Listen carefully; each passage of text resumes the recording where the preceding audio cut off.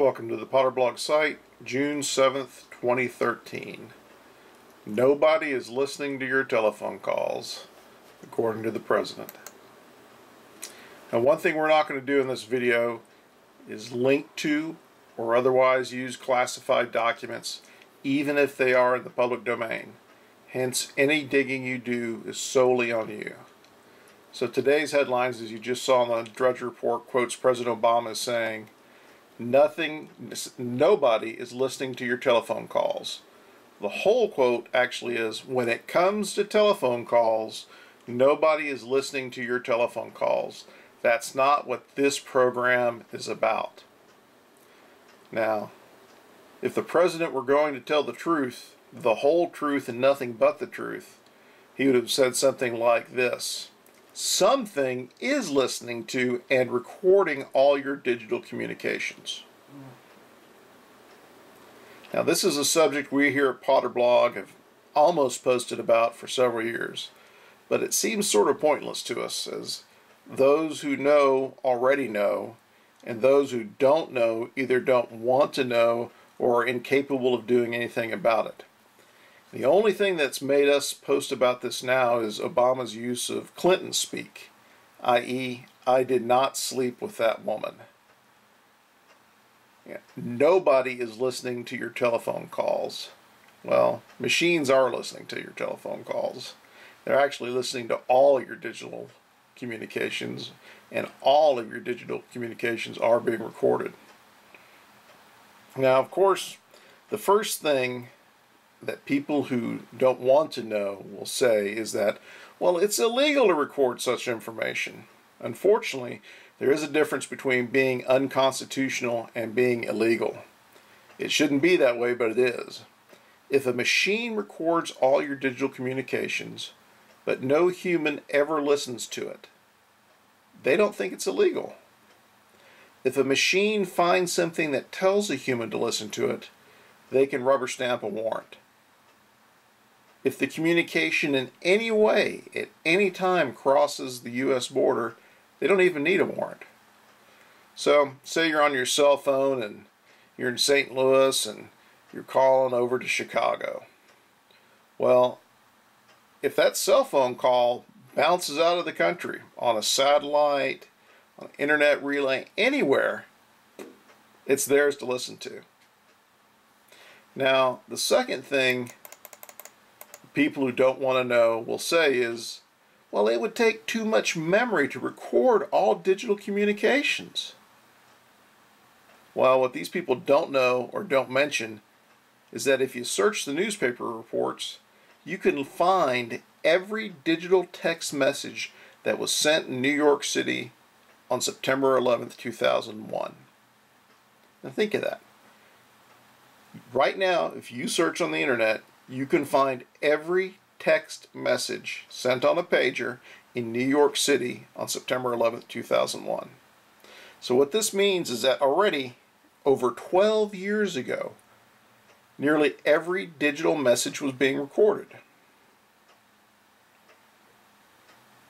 Now, given that fact, the cost of computer memory at the time, the available amount of computing power back then, it's possible to do a parametric analysis to estimate what is more than possible today for them to do.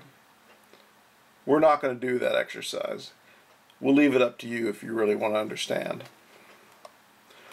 What we do know is that many of the federal job openings posted in the last several years have been for people who specialize in the computational capability to weed through massive amounts of unimportant data to find the data which has value in the near term.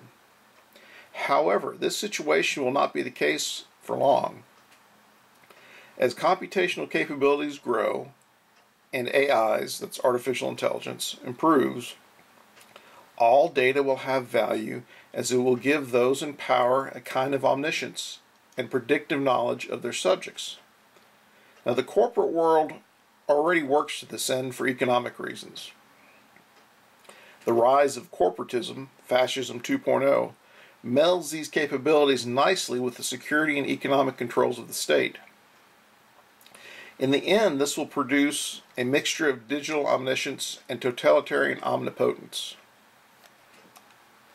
Now, governments desiring this type of capability is nothing new.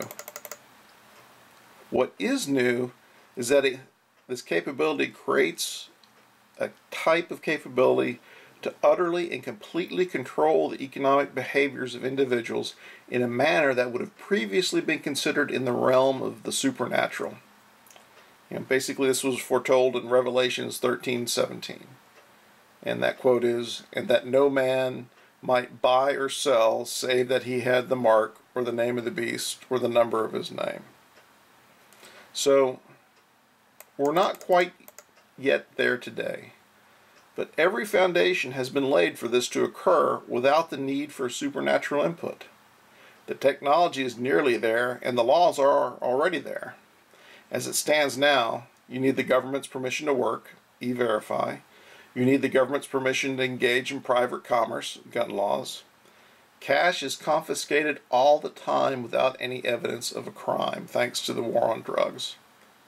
Now, you have a few $100s in cash on you and you get pulled over, police can take it, and you'll have to spend money and effort to try to get it back. 4, you can't engage in any business without governmental permission, regulation, and taxes. 5, your health care is no longer under your control, Obamacare. We could go on and on for this forever, but basically the U.S. government can use the Commerce Clause in the Constitution to implement every last detail of Revelation 13:17. The only thing that they're missing is the insight into your mind. But you share that insight into your mind every day and every second with every bit of digital communication you create. Facebook, Twitter, your email, everything digital is being recorded. Now, it's not valuable to the government yet. It's more valuable on an instantaneous basis. But in the future, everything you digitally say and have ever said can and will be used against you in a court of law. And Moore's Law is making that possible. So what can you do? Well, you can pray. 2, you can create digital alter egos to try and confuse the AI. But that's not a countermeasure that's easily done. Just the act of trying to confuse the AI might be a signal to the AI that you need more attention. Again, what you can do is pray. But when the president says nobody is listening to your telephone calls, that's Clinton speak.